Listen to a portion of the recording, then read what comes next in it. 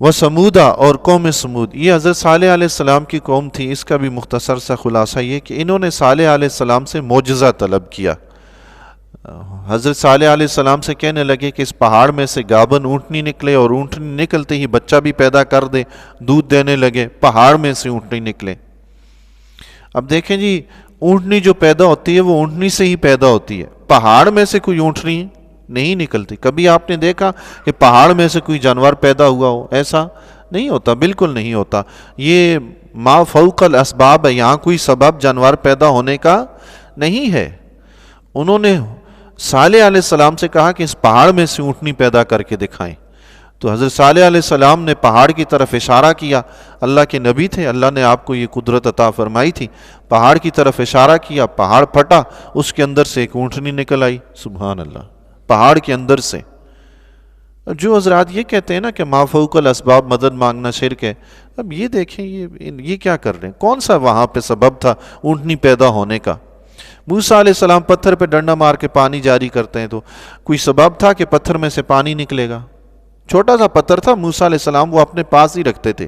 یہ وہ پتھر تھا کہ جب موسیٰ علیہ السلام پہ آپ کی قوم نے تہمت لگائی تھی اس بات کی کہ آپ کے جسم پہ کوئی مرض ہے، تو آپ نہانے کے لیے گئے، وہ کپڑے اتار کر پتھر پہ رکھے، وہ چھوٹے سے پتھر پہ، تو جب نہا کے فارغ ہوئے کپڑے پہننے کے لیے آئے تو وہ پتھر ہی کپڑے لے کے بھاگ پڑا۔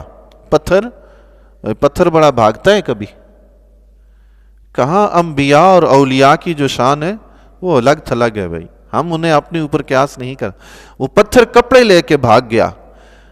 موسیٰ علیہ السلام بغیر کپڑوں کے اس پتھر کے پیچھے بھاگ رہے ہیں، یا حجر صوبی، یا حجر صوبی، اے پتھر میرے کپڑے، اے پتھر میرے کپڑے۔ وہ قوم جو تھی موسیٰ علیہ السلام کو نعوذ باللہ نامرد سمجھتے تھے، نعوذ باللہ من ذالک، اس طرح کی وہ گفتگو کرتے تھے کہ موسیٰ علیہ السلام ہم سب کے ساتھ مل کر نہیں نہاتے اس لیے کہ ان کے جسم میں عیب ہے۔ پتھر کپڑے لے کے بھاگ گیا۔ اب موسیٰ علیہ السلام اس کے پیچھے دوڑ رہے ہیں، پورے شہر میں اس پتھر نے چکر لگوائے موسیٰ علیہ السلام کو، سب نے دیکھ لیا کہ نہیں، موسیٰ علیہ السلام تو بے عیب ہیں۔ وہ پتھر تھا موسیٰ علیہ السلام کے پاس۔ میدان تی میں جب لشکر آپ کا پھنس گیا تھا، آپ کی قوم، تو میدان تی پہ اسی پتھر پہ موسیٰ علیہ السلام نے ڈنڈا مارا، وہاں سے 12 چشمے جاری ہو گئے تھے۔ سبحان اللہ۔ جہاں انبیاء کی بات آتی ہے، جہاں اولیاء کی بات آتی ہے، وہاں معجزات اور کرامات جو ہوتی ہیں وہ ما فوق الاسباب ہی ہوتے ہیں۔ لوگوں کی عقل حیران رہ جاتی ہے، لوگ ایسا کرنے سے عاجز آ جاتے ہیں۔ اگر کوئی چیز کسی سبب کے تحت ہو نا، تو سبب کے تحت تو کوئی دوسرا بھی کر سکتا ہے۔ معجزات اور کرامات ہوتے ہی ایسے ہیں جو بغیر سبب کے ہوتے ہیں، وہ رب کی قدرت کا اظہار ہوتا ہے اللہ کے محبوب بندوں کے ہاتھوں پر۔ تو حضرت صالح علیہ السلام سے انہوں نے اونٹنی کا معجزہ مانگا، تو اونٹنی آپ نے اشارہ فرمایا، پہاڑ سے اونٹنی نکل آئی۔ بہرحال حضرت صالح علیہ السلام نے اپنی قوم سے فرمایا، اس وقت ان کا ایک ہی تالاب تھا جس سے وہ پانی وغیرہ پیتے تھے، بارش کا پانی وغیرہ اکٹھا ہوتا تھا۔ صالح علیہ السلام نے ان سے فرمایا کہ ایک دن یہ اونٹنی پانی پیے گی اور ایک دن تم لوگ پیو گے۔ وہ اونٹنی چونکہ معجزے کی اونٹنی تھی، عام اونٹنی تھی نہیں، تو ایک دن وہ تالاب کا سارا پانی پی جاتی تھی، قوم کے لیے بچتا ہی نہیں تھا۔ دوسرے دن وہ پیتے تھے، بڑے پریشان ہوئے۔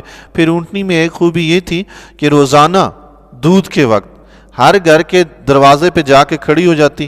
وہ گھر کا مالک اپنے جتنے برتن دودھ سے بھرنا چاہتا وہ بھر لیتا، جب وہ بھر لیتا تو اونٹنی خود چل کے اگلے گھر پہ چلی جاتی، جب وہ بھر لیتا تو اونٹنی چل کے خود اگلے گھر پہ چلی جاتی۔